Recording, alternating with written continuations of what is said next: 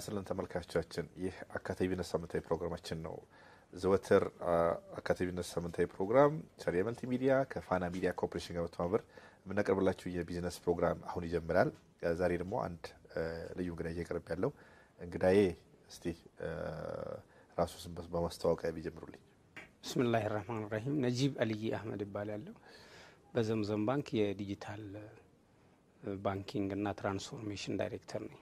መልካም በሰፊው የፋና ሚዲያ ኮርፖሬሽን ተመልካቾች ስም ውድ ጊዜ ተሰውተው ከጣበው ጊዜው ላይ ጊዜውን መስዋዕት አድርገው ለዚህ ቃለ መጠይቅ ስለመጡልኝ የዛሬ እንግዳዬን አቶ ነጂብ አልይን እጅግ በጣም በሰፊው ተመልካቾች ስም እጅግ ከበር መስጋና አቀርባለሁ። አመሰግናለሁ። መልካም በተለይም ወደ ዋናው ርዕሰ ጉዳይ ዛሬ ስንገባ እንዳጠቃላይ እንግዲህ ይሄ የዲጂታል ጊዜ ነው እንዳጠቃላይ ሁሉም መስክ ላይና በተለይ ዋና ርዕሳችን ዛሬ ስለ ዲጂታል ፋይናንሻል ሰርቪስ ነው። እንደው እንደ ባለሙያ የዲጂታል ፋይናንሻል ሰርቪስ ማለት ምን ማለት ነው? እንደ መግቢያ ይሁን። ዲጂታል ፋይናንሻል ሰርቪስ ወይም ዲጂታል ሰርቪስ በአጠቃላይ ሰዎች ብዙ ዲፊኒሽን አለው። ከፍ እያለ ሲሄድ ወደ አካዳሚ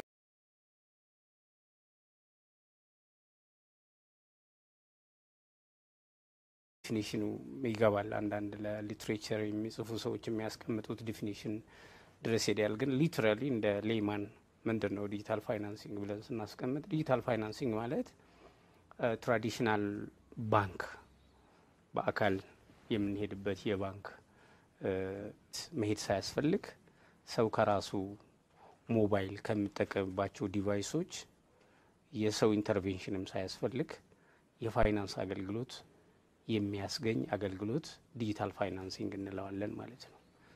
እዚህ ውስጥ እንግዲህ የዲጂታል ፋይናንስ እና ፋይናንሲንግ አለ። ዲጂታል ፋይናንስ ትርጉሙ ሊለይ ይችላል። ዲጂታል ፋይናንሲንግ ስንል ኢስላሚክ ፓርቱ ነው፣ የዲጂታል ብድር ማለት ነው። ዊ ኮል ኢት ዲጂታል ሌንዲንግ በኮንቬንሽናሉ የዲጂታል ብድር እንደሚባለው ኢስላሚካሊ ደግሞ የሸሪያ ኮምፕለንት ወይ ስንጠራው ዲጂታል ፋይናንሲንግ እንለዋለን። ይሄን ይመስላል። ስለዚህ እንደ አጠቃላይ ሰዎች ወደ ባንክ ሳይሄዱ የሚፈልጉትን አገልግሎት በእጅ ስልካቸው ላይ የመጨረስና እንደዚሁ ደግሞ የሚፈልጉት ነገር ብድርም ይሁን ማስተላለፍም ይሁን መላው አክቲቪቲዎችን ስልክ ላይ መጠቀም ነው፣ መዘመን እንደማለት ነው። ኤግዛክትሊ ስፔሻሊ ኢን ተርምስ ኦፍ ኤፊሺየንሲ፣ ትራንስፓረንሲ እንዲሁም ደግሞ ዩዘር ፍሬንድሊነስ ብዙ ክራይቴሪያ አለው ዲጂታል ፋይናንሲንግ። አንደኛ ፋስት ነው ባህሪው ራሱ በጣም ፋስት ስለሆነ ኤፊሽንት ነው። እንደ ዶሴ ይዘ ፋይል ይዘ ባንክ ቤት ሄደ ቀጠሮ ሰጥቶ ቤትህን ገምተው ምናምን አይደለም፣ በጣም ፋስት ነው። ሁለተኛ ትራንስፓረንት ነው። የምታደርገው ነገር ከኤአይ ጋር ስለሆነ የሰው ኢንተርቬንሽን ስለሌለው ዩ ኖ ዋት ዩ ወርዝ ምን እየሰራ እንደሆነ ማን እያናገረ እንደሆነ ክሊን ነው ይታወቃል። ሌላው የፔፐርለስነት ነው።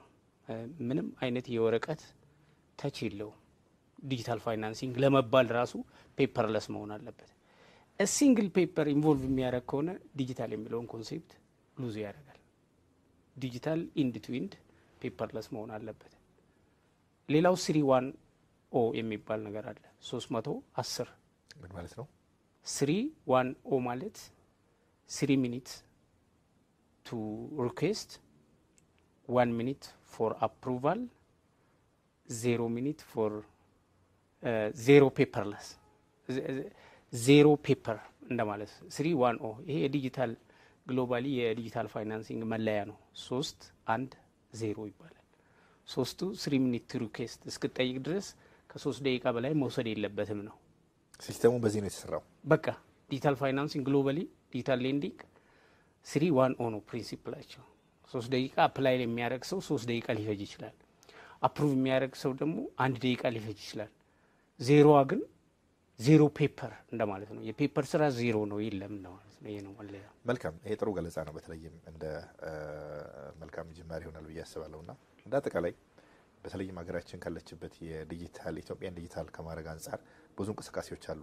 በአጠቃላይ እንደ ባለሙያ በተለይም እንደ ባንከር ማለት ነው እንዴት ታይዋለህ የኢትዮጵያን አጠቃላይ የዲጂታል ፋይናንሲንግም ይሁን ፋይናንስን ከመጠቀም አንጻር እንደው በአይኤፍቢ በአጠቃላይ ማንሳት እንችላለን። ስፔሲፊክ ደግሞ ላይፊ መምጣት እንችላለን። የስ ምንድነው ብዙ ጊዜ የፊንቴክ የሚባል የፋይናንሻል ቴክኖሎጂ ፊንቴክ ማለት ባይዘው አሳጠሩት ፋይናንሻል ቴክኖሎጂ አንድ ላይ ሰበሰብ ፊንቴክ የሁለት ቃል ጣምራና አንድ ራሱን ችሎን ዲክሽነሪ ላይ የወጣ ቃል ነው። ፊንቴክ ይባላሉ። ፋይናንሻል ቴክኖሎጂ ከኤቲኤም ነው የጀመረው። ኤቲኤም ማለት ባንክ መሄድ ሳያስፈልግ የባንክ ስራ የሚሰራ ማሽን ማለት ነው። አውቶማቲክ ቴለር ማሽን ኤቲኤም የሚባለው። ከዛ ካርድ ባንኪንግ መጣ። ከዛ እያለ አሁን ኤቲኤም ማንም እንደ እንትን የሚያዩ ኤቭሪቲንግ ኢዝ ኢን ዩር ፎን። ሶ ፊንቴክ የሚባለው ኮንሴፕት ሲመጣ የአንድን አገር ኢኮኖሚ ከስር ነው ሼክ እያደረገ ወደ ሬጉላተሪ ቦዲ ወደ ፖሊሲ ሜከር ኢንፍሉዌንሱ እያር ሲመጣ ፖሊሲ ሜከሮችን ኢንፍሉዌንስ ያደርጋል። ፊንቴክ በመብዛቱ የተለያዩ ሀገር ላይ የነበረው ትሬንድ ይሄ ነው። ዳውን ዘ ላደር ነው እንቅስቃሴው የተጀመረው። ከዩኒቨርሲቲ ወጥቶ ግራጁዌት የሚያደርጉ ሰዎች ምናምን ዲኤክስ ቫሊ ውስጥ ዝም ብሎ እዚህም እዛም ኢኖቬሽን የሚሰሩ ሰዎች የፋይናንሻል ቴክኖሎጂ ወይም ደግሞ ፋይናንስን የሚያሳልጥ ቴክኖሎጂ ክሬት እያደረጉ ሲመጡ የእነሱ ኢንፍሉዌንስ ታይቶ መንግስት ፖሊሲ አሜንድ ያደርጋል። እነዚህ ሰዎች እንደዚህ የምናደርግላቸው እንደዚህ። የኢትዮጵያ ያንን እንኳን አልጠበቀም። ጉድ ኒውስ መንግስት ራሱ ዲጂታል ኢትዮጵያ 2025 ብሎ አወጣ። ይሄ በጣም አሪፍ ነው። ቶፕ ዳውን አፕሮች ይባላል። አንድ ነገር ማስፈጸም ሲፈልግ መንግስት ከላይ ወደ ታች ስሙዝ ይሆናል። ምክንያቱም መንግስት አካባቢ ያለው ነገር ነው ለመቀየር ሁሌ የሚከብደው። መንግስት ተቀይሮ ሬዲ ሆኖ እየጠበቀ ከሆነ ደግሞ ሜዳው ሰፊ ነው። የመንግስትንም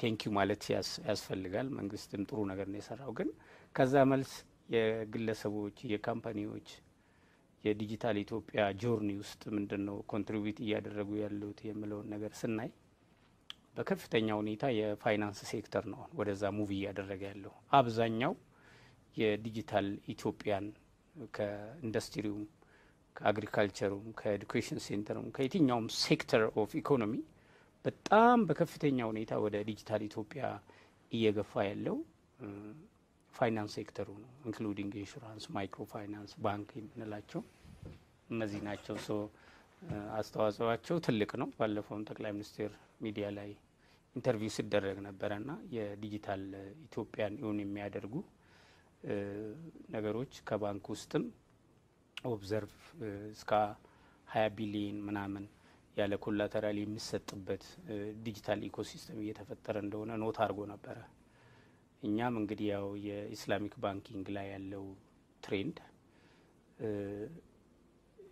በነገራችን ላይ እንደ ኢስላሚክ ባንክ እንደ ኢስላሚክ ኢኮኖሚ ዲጂታላይዝ ለማድረግ ኢዚ የለም።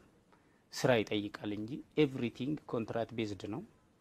ሪባ የለውም፣ ወለድ የለውም። ያ ብቻ አይደለም። አንዱ የዲጂታል ፋይናንሲንግ መልእክት ወይም እንትን ኢምፓክት መፍጠር ነው።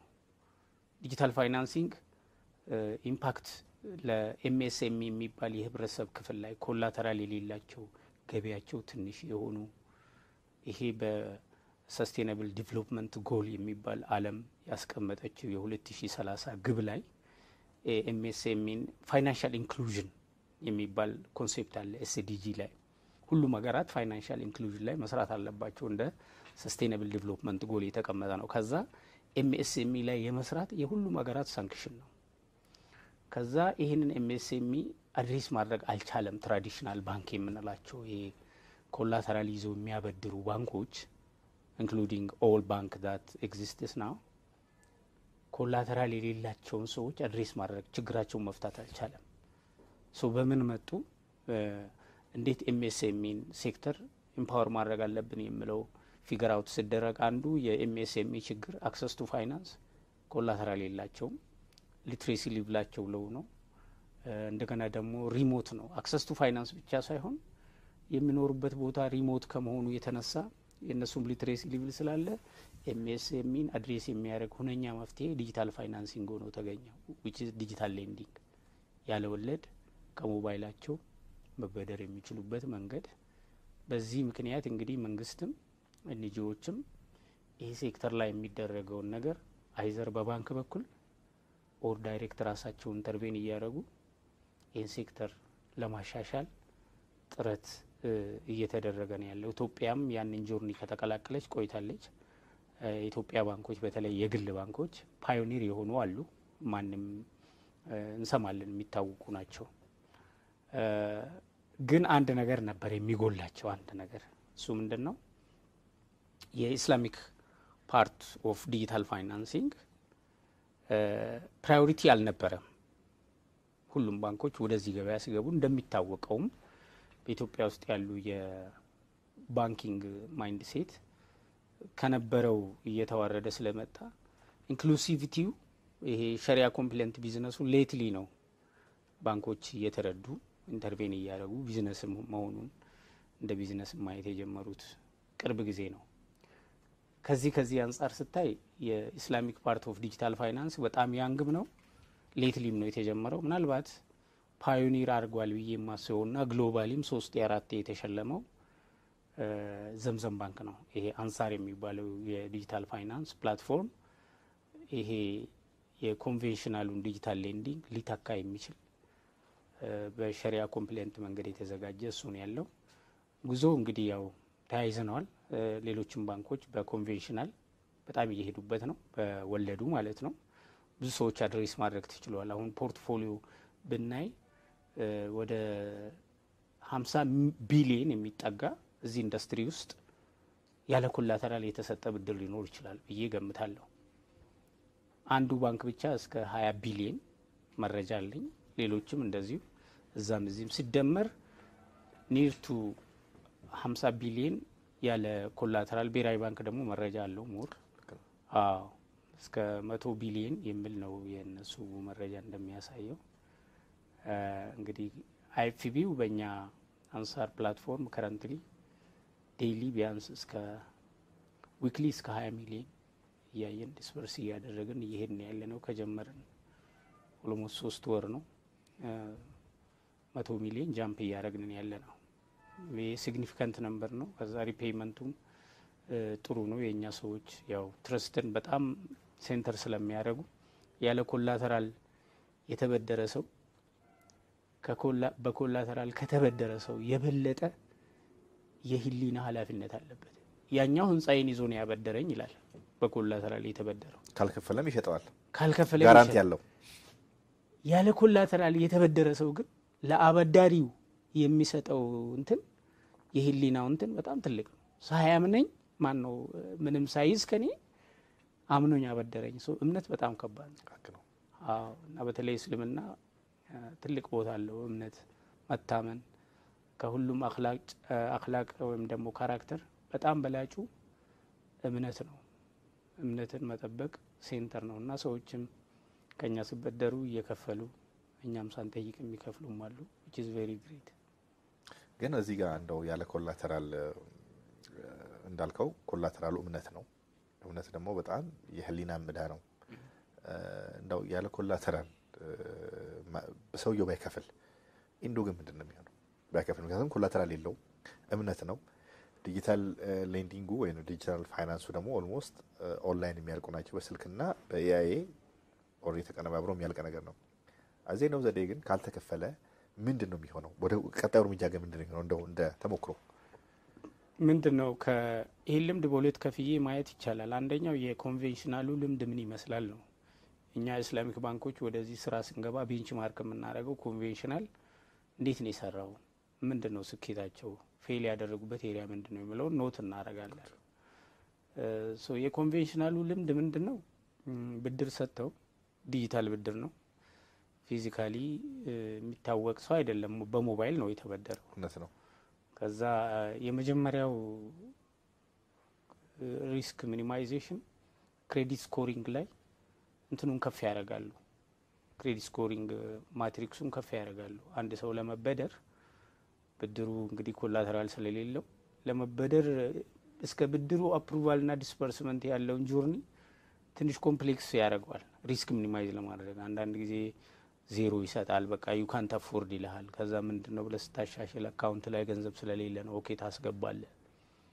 ምን ትላለህ ከዛ ትራንዛክሽንስ ሙዝ ነው የተወሰነ ባንክ ከዚህ ባንክ ጋር ብዙ ጊዜ ሰርታል ምናምን ይልህና ይሰጣል ኦኬ ሶ ሪስክ ሚኒማይዝ ተደርጓል ማለት ነው እስክሰጥህ ድረስ ብዙ የክሬዲት ስኮሪንግ ስራ ተሰርቶ ከዛ በኋላ ቲን ነምበር እና የላይሰንስ ነምበር ይይዛል ካፕቸር ያደርጋል ሲስተሙ ፍሪኩዌንትሊ ኖቲፊኬሽን ይላክልሃል ክፍል እንዲ ያለብህ ዱ ያደረገ ነው ከዛ if you are ዲሴፕተር ወይ ማትከፍል ቢዝነሱም የሌለ ሰው ከሆንክ ሊትራሊ ስፒኪንግ ዲጂታል ፋይናንሲንግ የሚሰጠው ለናኖ ሎን ካልሆነ በስተቀር ምን ማለት ነው ናኖ ሎን ማለት ይሄ ንግድ ፍቃድ የሌላቸው ሰዎች ዝም ብሎ ጉልት ላይ ምናምን ያለ ንግድ ፍቃድ የሚሰሩ ናኖ ሎን ይባላሉ ምንም አይነት ከቀበሌ መታወቂያ ውጪ ምንም የለህም ናኖ ሎን ካልሆነ በስተቀር ሁሉም እኛ ዲጂታል ፋይናንሲንግ የምንሰጠው ወርኪንግ ካፒታል ነው ቢዝነስ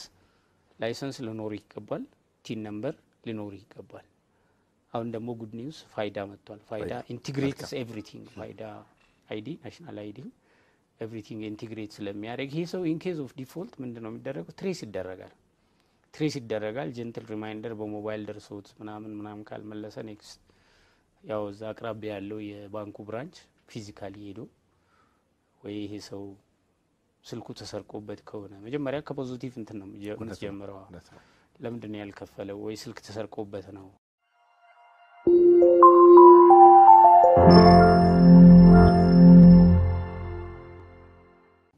ወይ እንትን ነው ከዛ ሲቹዌሽኑን ያጠራና ሪማይንድ ያደርጋል እንዲከፍል ሪማይንድ ያደርጋል ፑሽ ያደርጋል ተበዳሪዋ ሴት ከሆነች ባሏ ኢንፍሉዌንስ እንዲያደርጋት ባሏ ከተበደረ ሚስቱ ኢንፍሉዌንስ እንድታደርገው ጓደኞቹ ኢንፍሉዌንስ እንዲያደርገውና የባንክ ገንዘብ ሄዶ እሱ የተበደረው ገንዘብ እሱ ሲመልስ ያንን ገንዘብ ነው ለሌላ ሰው የምናበደረው ሰርኩሌት ነው የሚያደርገውና ሪስፖንሲቢሊቲ ያለበት እሱ ሲመልስ ሌላውን ኢኮኖሚ የሚያነቃቃ ገንዘብ ነው እሱ ይዞ በዛው ሳንክ ካረገ ሌሎች ሰዎች ይሄን ብድር የማበደሩን እንትን በላባቸው በጣም ይሄን ቲዮሪ እየነገር ነው ቲቺ ያረከው ፕሪቺ ያረከው ታስከፍለው አንደኛው ስቴፕ ነው ሁለተኛው ስቴፕ ምንም መክፈል የማይችል ከሆነ ናቹራል ወይ ማን ሜድ ባንክራፕሲ ከደረሰበት ደግሞ ራይት ኦፍ ነው የምታረገው ወደድክም ጠላህም ራይት ኦፍ ስታረግ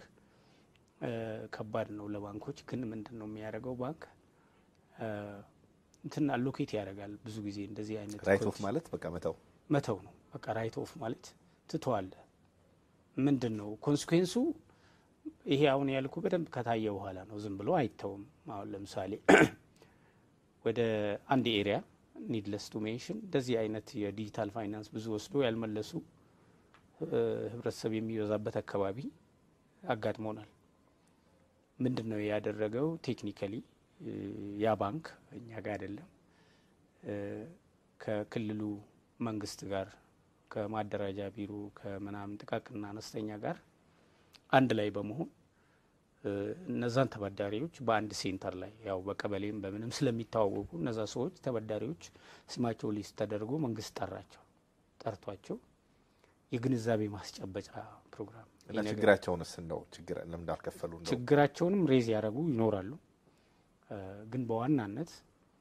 የማይክሮ ሎን ወይም ደግሞ እነዚህ ማይክሮ ሌንዲንግ መጀመሪያውኑ ችግራቸው ይታወቃል አዲስ የሚነግሩ ችግር የለም ቢዝነሳቸው ስሞል ነው ለምሳሌ ማህበራዊ ችግር ኖሮበት እንደዛ በዳግባው ሳያሳልጥ እነዛ ቢፎር ሃንድ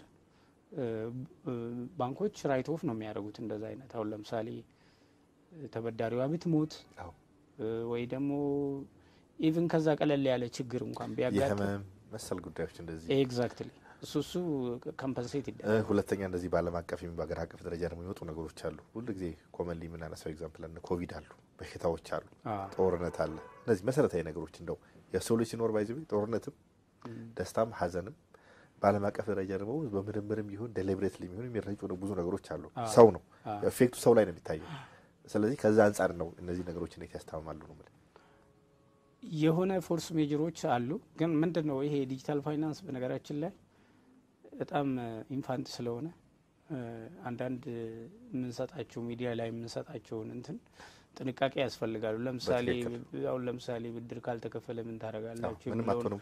በዚህና መልክ ከሰሙ ይሄም አለ እንዴ ብሎ በዛው ጭልጥ ከመስራት ይልቅ በቃ ኮላተራል ስለሌለው ምንድነው እንትኑ ሊቭሉ ሊትሬሲ ሊቭል ነው። አሁን የፋይናንስ አገልግሎት በኢትዮጵያ ውስጥ ኢቭን ትልልቅ ተበዳሪዎች ራሱ ማቹርድ አይደሉም። ቢዝነስ ተበድረው ምን ቢዝነስ እንደሚሰሩ ያወቀ በጣም ጥቂት ነው። እሱ ደግሞ ውጤታማ ነው በጣም። ትልልቅ ተበዳሪ ራሱ ነው ማለት ሶ ፋይናንሻሊ ሊትሬት መሆንና ሊትሬት መሆን ይለያያል። እኔ ያው ሊትሬት ሊሆን ይችላል አካዳሚካሊ፣ ፋይናንሻሊ ሊትሬት ሊሆን ይችላል። you don't know how things go። ትልልቅ ተበዳሪዎች ራሱ you doubt ፋይናንሻሊ ሊትሬት ናቸው ወይ? አብሮ አድገው ሊሆን ይችላል ቢዝነሱን ምናምን የሚያውቁትም እንትን ሊሆኑ ይችላል። ግን የፋይናንስ ከባንክ ጋር አብሮ ተበድሮ መስራት ለነሱም ገና እንትን አይደለም፣ ማቹርድ አይደለም። እንግዲህ ይሄንን ወሰደው ወደ ታች ያለው ማህበረሰብ ጋር ደግሞ የባንክ ገንዘብ ወስዶ መስራት በጣም ማቹርድ አይደለም፣ አያውቁትም። ይሄ ፕሮዳክት ግን ቢያድግ ቢለወጥ ማሌዥያ፣ ኢንዶኔዥያ የመሳሰሉት ሀገራት ላይ ቻይና በስፋት ዲጂታል ሌንዲንግ የሚባለው የዲጂታል ብድር የአገሪቷን ኢኮኖሚ በጣም የቀየረበት ሪያሊቲ አለ። ምንድነው ያደረጉት? ይሄ ዲጂታል ፋይናንሲንግ ሲመጣ ፕሮቴክት ነው ያደረጉት። መጀመሪያ ሌባውም ዱርዬውም ምኑም አቢዩዝ እንዳያደርገው ለትክክለኛ ኮሚኒቲ እንዲደርስ ነው የተደረገው መጀመሪያ። ትክክለኛ ኮሚኒቲ ይሄን ፕሮዳክት ፕሮቴክት ያደርጋል። ምክንያቱም ያለ ኮላተራል ማንም አያበድራትም አለ አንድ እናት። ዛሬ ይሄ እድል ከተበላሸ ምን እድል አላት አንድ እናት? ይሄ ፕሮዳክት በቃ ሌባ አበላሸው ብለን ብንዘጋ ፎር ኤግዛምፕል አንድ እናት አስብ አንተ፣ ማንም የማይረዳት ግን በዚህ ዲጂታል ፋይናንሲንግ ህይወቷን እየቀየረች ያለችው እናት ህይወቷ እውነት ነው ሪስክ ውስጥ ይገባል። ስለዚህ ይሄን ፕሮዳክት ፕሮቴክት እያደረግን ነው የምንሰጠው ለብዙ ሰዎች ጋራንቲ የሆነ ዋስትና የሚሆን ፊቸሪቲ ስላለው ዛሬ ሰዎች ገብቶ ጠልፈው ይሄ የተጠለፈ ትግል እንደሚባለው እንዳይሆን ፕሮቴክት እናደርጋለን። ለዛ ነው አንዳንድ ትርጓሜ ስንሰጥ ለዲጂታል ፋይናንሲንግ ኮላተራል ፍሪ ነው ስንል ራሱ ሰዎች ያንን አስበው እንደ አቢዩዝ እንዳያደርጉት። ኮላተራል ፍሪ ነው ማለት እኮ አይከፍሉ ማለት አይደለም። ወይም ደግሞ በውላቸውና በሲስተሙ መሰረት የማይከፍሉ ከሆነ መጀመሪያ ፊዚካሊ ኮንታክት የለም። ከዛ ግን ሰዎቹ ቲናቸው ንግድ ፍቃዳቸው ንግድ መዝገባቸው የሚሰሩ ስራ አድራሻቸው ስለሚታወቅ በተለይ ደግሞ የፋይዳ መታወቂያ መምጣቱ እንደ ሀገራም እንዳለም አቀፍም ሰውየው የትም ቦታ ያለበት ቦታ ትሬስ ማድረግ ስለሚችል በተለይ ለተመልካቾቻችን ማድረግ ያለብን ነገር ብዙ ሰዎችን ማሳደግኛ ሀገር ኢንፋንት በጣም ገና ነው እንጭጭ ነው። የማህበረሰባችንም ንቃተ ህሊና በዛ ሌቭል አልደረሰም። ግን ደግሞ ጥቅሙ በጣም ኋላ ላይ መጣበታለው እዛ ላይና በተለይ ከእምነት አንፃርም ይሁን ከመስራት አንፃር አንድ ሰው የሰው ገንዘብ አልከፈልክም ተብሎ ማስረጃዎች አሉ ዲናይ ማድረግ አይችልም። በፖሊስና በመናን ከመፈለግ ጄኒዩሊ ከፍሎ ከዛ ደግሞ ተጨማሪ ቢዝነሱን አሳድጎ የሰው የዛሬም በማይክሮ ደረጃ ተበዳሪ ነው። ነገር ደግሞ እንደማንኛውም ሰው የባንኩ ምናልባት ኮርፖሬት ተበዳሪ ሊሆን ይችላል። ቢዝነሶች እንግዲህ አይታወቁም። ከሰራህና ከመጣ ሬፑቴሽኑ ነው ዛሬ ሬት አለው።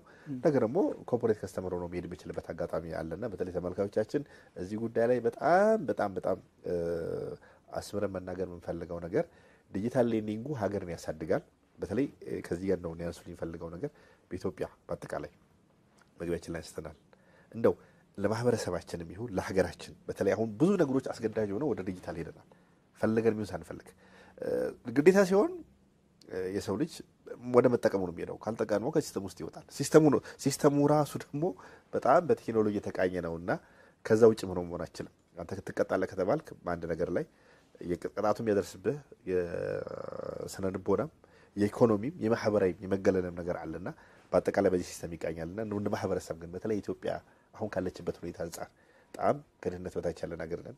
ብዙ ነገሮች ያስፈልጉናል። ጊዜው ደግሞ በዓለም አቀፍም ደረጃ ደግሞ እንደው ይሄ የቴክኖሎጂና የዲጂታል ነገሮች ገፍተው መጥተዋል። ኢትዮጵያ እንደ ሀገር አልጠቀም የምትል ከሆነ ከሲስተም ውጭ ነው የምትሆነው። በጣም ኋላ ቀር ሀገር ነው የምትሆነው። ከዛ አንፃር እንደው ለሀገራችንና ለማህበረሰባችን ያለው ፋይዳ ምንድን ነው ያለው? ነጂ ምንም ጥያቄ በሌለው መልኩ ፋይዳው መኒ ፎልድ ነው።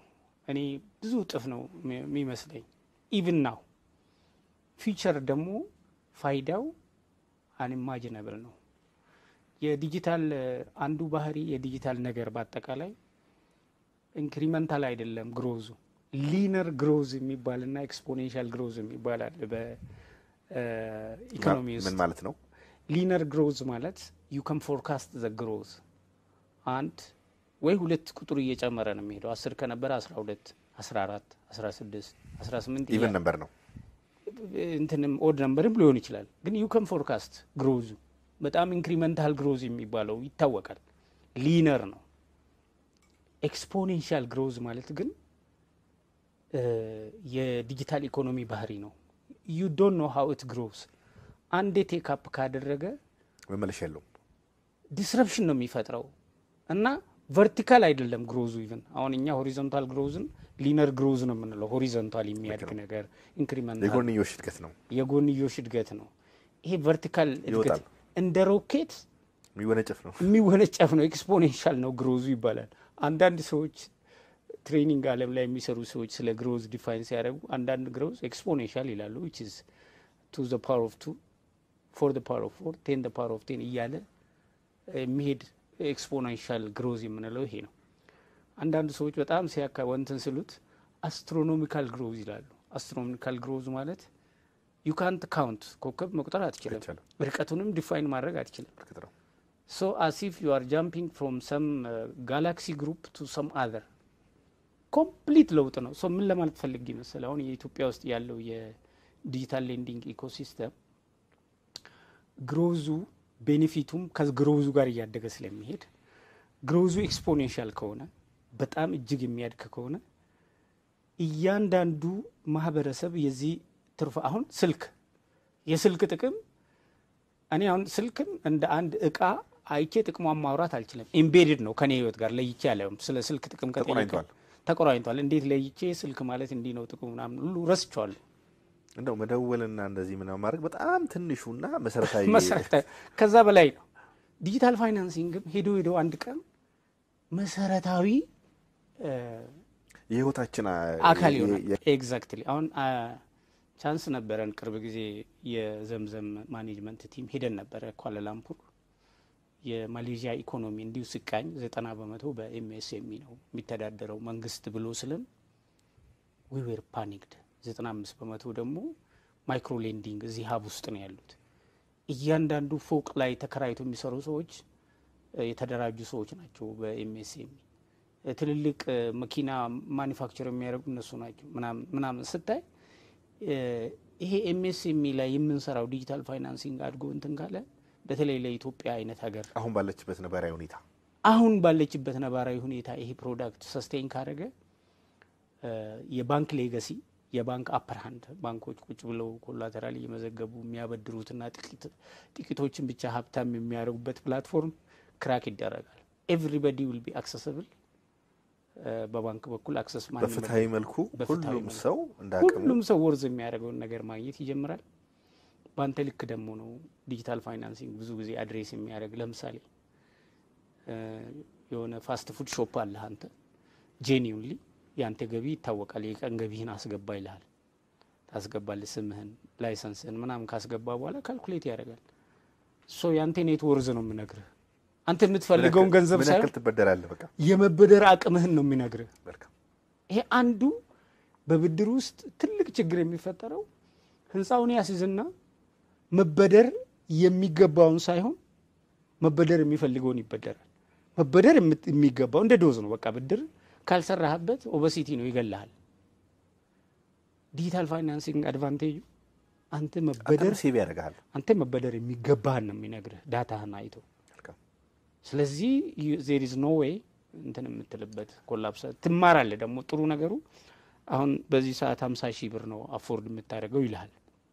አንዱ ክሬዲት ስኮሪንግ ቶሎ የመክፈል ነው። ክሬዲት ስኮሪንጉ ቶሎ ከከፈለ ነብዩ ሌላ ፓራሜትር አለ በሱ ኔትወርዝ ላይ የሚጨመርለት። ይሄ ሰው አቅም ብቻ ሳይሆን ትረስት ወርዚም ነው። የመጀመሪያውን ብድር ቶሎ ከፍሏል። ስለዚህ አሁን ሲበደር ሬትህን ከፍ ያደርጋል፣ ክሬዲት ወርዚነስን ይጨምራል።